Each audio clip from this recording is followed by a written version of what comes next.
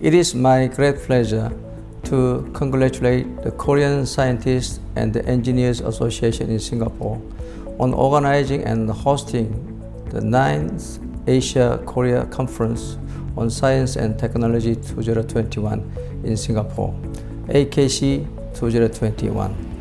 In line with both countries' rapid transformation in various areas of science and technology, Korean Scientists and the Engineers Association in Singapore has significantly pioneered and contributed to promoting mutual exchanges between Korea and Singapore.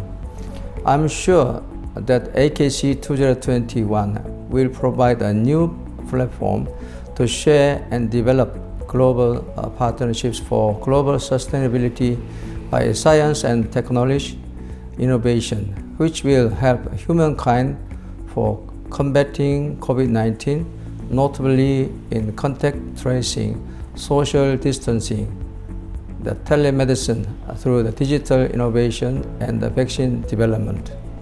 The Korean Chamber of Commerce in Singapore welcomes all of you and strongly wishes that this event will be greatly successful.